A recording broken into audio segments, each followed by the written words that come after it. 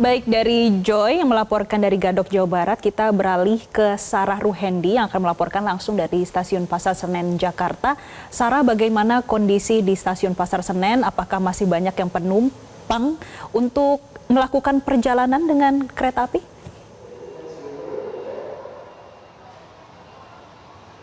Ya Jessica, hingga saat ini memang calon penumpang yang melakukan perjalanan dari stasiun Pasar Senen ini masih terlihat cukup ramai apabila kami memantau sejak pagi tadi. Ini calon penumpang yang tiba di stasiun Pasar Senen ini semakin ramai, Jessica. Kalau kita lihat ini untuk perjalanan dalam waktu dekat, ada perjalanan untuk menuju ke Purwokerto yang nantinya akan berangkat pada pukul 9.20 waktu Indonesia Barat nanti.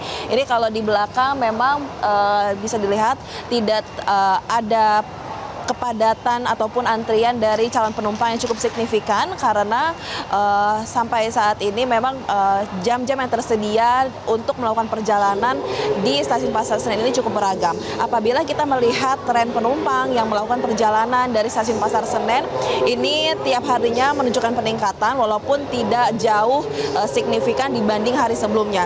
Untuk hari ini saja ini tercatat total perjalanan ada sekitar 30-an lebih dengan angka calon penumpang berada di angka 27.000. Dengan rinciannya adalah untuk di Pasar Senen sendiri ini calon penumpang yang berangkat dari stasiun ini ada sebanyak 16.928 calon penumpang, sementara untuk di Stasiun Gambir ini ada sekitar 10.000 calon penumpang yang melakukan perjalanan. Angka ini akan terus meningkat lantaran untuk okupansi dari kursi kereta api perjalanan jarak jauh dari KAI Daop 1 ini masih tersedia, setidaknya hingga hari ini baru terisi sebanyak 71,6% dari total tiket keseluruhan yang dijual. Ini artinya apabila masyarakat yang masih menginginkan atau berencana untuk melakukan perjalanan pada hari ini masih bisa membeli tiket secara go show di Stasiun Pasar Senen, Jakarta Pusat.